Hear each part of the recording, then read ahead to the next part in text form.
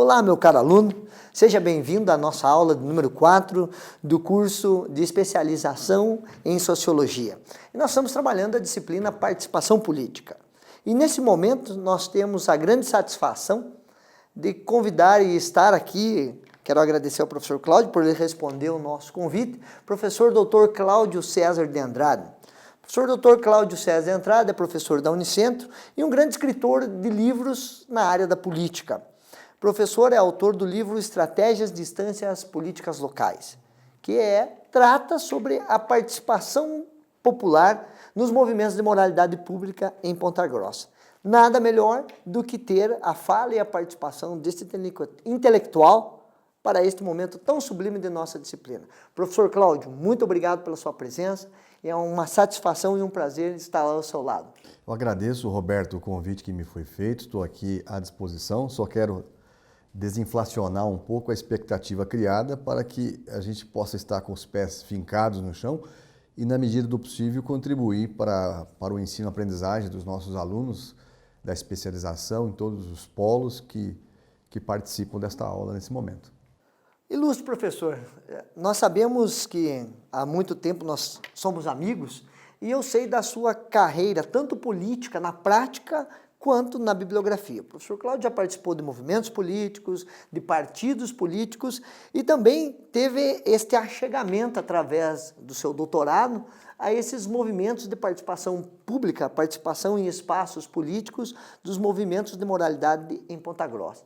Professor, eu gostaria que o professor nos passasse a percepção deste movimento. Qual foi a participação e qual é a importância da participação do povo neste movimento de moralidade pública e nesses espaços de expressão pública popular?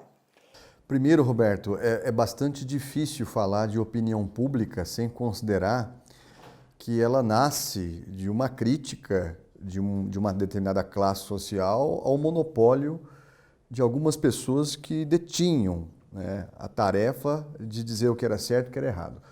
No momento que surge a participação popular no século XIX, o voto em si, resultado da Revolução Francesa, a opinião pública ganha uma dimensão muito grande porque os agentes políticos, os parlamentares, eles precisam considerar, a partir daí, mesmo que a contragosto, o que deseja, o que pensa as pessoas de maneira geral sobre todas as coisas. Eu tenho examinado isso e tenho escrito sobre isso. A organização política ela é muito importante, mas ela não pode ser de qualquer jeito. É difícil falar de organização da multidão, é uma coisa caótica. A gente fala que é possível organizar a sociedade, daí o nome pomposo, né, de sociedade civil organizada, e é preciso ter estratégia. Você não pode fazer um levante, uma insurreição a qualquer dia, a qualquer hora e em qualquer circunstância. É preciso planejar, né? Dentro da historiografia, por exemplo, nós temos alguns nomes que discutiram que as primeiras greves, as primeiras manifestações, elas não nascem só com os imigrantes italianos que chegaram aqui no começo do século XX. Já nasciam, inclusive, com alguns escravos do interior da Bahia, né, e até da capital baiana. E isso envolvia planejamento, né? Imagine, os escravos quase sempre eram muçulmanizados. O domingo para eles, então, não era nada especial. Então, o domingo era o dia da manifestação. Eu estou dizendo isso, então, da necessidade de ter planejamento. E eu escrevo isso na minha tese, que virou livro, as estratégias e instâncias para que você possa ter uma participação efetiva. Agora, todas as evidências dão de que a melhor organização é a horizontal. Nós estamos até vivendo hoje uma crise do vertical, e isso a gente pode melhorar daí. O que eu poderia falar também de importante é de que a política em si, ela tem três grandes ferramentas. Existe a política técnica, sim, que é a política do sistema financeiro. Essa é difícil de revertê-la, porque ela pauta, né? Às vezes o sujeito é eleito prefeito de uma cidade, governador de um estado ou presidente da república de um país, mas ele não tem autonomia, porque ele é determinado por uma política técnica que vem do poder soberano. O que é o poder soberano? O sistema financeiro internacional. Essa é uma política. Aí existe a política do cidadão, completamente diferente, porque é o que pensa o mundo vivido, é o que pensa o militante, o engajado, o membro da associação, do bairro, da igreja, do clube. Essa é a melhor, mas essa é a que vale menos, na verdade. Aí existe a política oficial, do eleito, do que tem mandato, do que tem cargo eletivo. Pontuando, nessas 3 políticas, então, a que está em maior desvantagem é a política do cidadão. E é a que você está trabalhando na sua disciplina, né? Justamente. Agora, como fazer com que essa política do cidadão equilibre-se e esteja em condições de ter um contraponto à política oficial, a política oficial dos cargos eletivos, né? O caso do presidente Cunha do Congresso, da Dilma Rousseff, do governador Beto Richa e do prefeito da cidade. E também da economia mundial, né? Como diminuir essa distância, né? Porque, na verdade, o que nós estamos defendendo, e a sua disciplina defende, tem acompanhado as suas aulas, é que o cidadão se mobilize mais.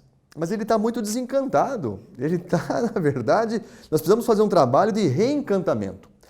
Essa disciplina, quem é que está fazendo essa disciplina? São pessoas de diversas regiões do estado do Paraná que exercem uma função importante na sua cidade e que vai poder, através dessa fundamentação teórica da tua disciplina, articular-se de maneira que eles possam fazer um contraponto. Eu não estou dizendo que eles vão ser bem-sucedidos.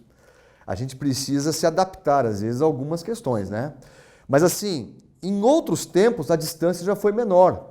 A distância está ficando maior e isso é extremamente perigoso. Então, a sua disciplina, quando ela fala de poder constituinte, quando ela fala de orçamento participativo, quando ela fala de mobilização de todas as categorias sociais, é muito importante, porque nós estamos vivendo um momento em que as pessoas estão perdendo a utopia, e isso é gravíssimo. As pessoas estão ficando muito pragmáticas. Isso não é bom, Roberto. E professor, eu gostaria que o professor falasse sobre essa experiência que o professor estudou lá em Ponta Grossa, desse movimento de moralidade, porque ali nós temos uma participação direta e efetiva do povo, porque o povo não tem voz. E muitas vezes, quando o povo toma a voz, professor, nós podemos ver isso, como o professor bem colocou, por falta de estratégia e por falta de objetivo pensado, o movimento perde o sentido. Ele ganhou a voz, ganhei a voz, certo, e agora? Certo. Não é? Então eu gostaria que o professor dividisse essa experiência, como foi lá em Ponta Grossa, o estudo de caso que o professor fez. Na verdade, o objeto de estudo foi referente à década de 90. Né? Naquele tempo não haviam redes sociais, não havia a cyberdemocracia, como é normalmente chamada hoje. E naquele tempo, alguns agentes, seja o bispo da diocese, na época, da diocese de Ponta Grossa, e até alguns pastores de igrejas evangélicas, eles lideraram o processo, dando o start, dando o início. E houve a adesão de segmentos e categorias e da base. Foi muito importante. Né? A coisa ganhou dimensão. Eles começaram a qualificar, a trabalhar um processo de formação e ganhou corpo o processo, a ponto de derrubar um prefeito. Né? Mostrou força, mas mesmo assim, eu poderia hoje atualizar a minha publicação dizendo que hoje houve avanços mais significativos ainda, porque o de junho de 2013 não dá para dizer que houve um líder, não houve um agente. As redes sociais nos permitem uma horizontalidade maior, mas lá começou com uma certa verticalidade. E tudo que é vertical hoje, Roberto, está em crise. A autoridade em si está em crise, né? As pessoas não respeitam mais as autoridades constituídas como já respeitaram ou temiam. Certo. Então hoje nós estamos vivendo uma nova nomenclatura, mas naquele momento foi fundamental, porque houve uma ação efetiva e casada aí com o Ministério Público. Tá? Então não é só um grito de rebeldia, um apitar na esquina, é um envolvimento inclusive jurídico, de ter uma consequência, né? É ali que ganhou corpo. Hoje, as coisas estão ganhando uma movimentação diferente e a gente está, inclusive, analisando. Poderia ser até motivo de uma próxima aula. Sim, com certeza.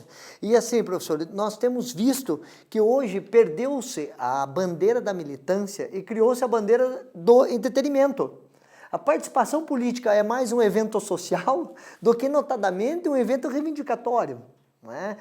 E essas portas e essas dimensões de espaço de participação política têm sido ocupadas por vozes estranhas à participação É muito pública. perigoso, justamente, quando as pessoas não participam como deveriam participar, abre-se espaço para oportunistas e lideranças carismáticas suspeitas e estranhas à base e à fundamentação da população.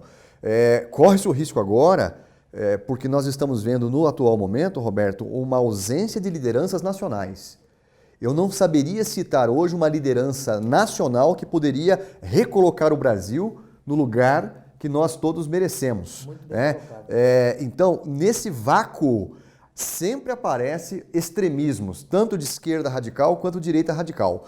A ponto de você se lembrar que o deputado mais votado no Rio de Janeiro, por um lado, foi o Bolsonaro, e o outro também mais votado foi o John Williams, quer dizer, dois extremos, né?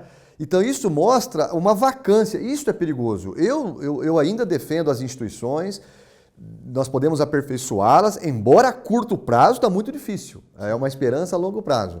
Mas eu realmente concordo com você quando diz que é muito perigoso o momento do vazio político.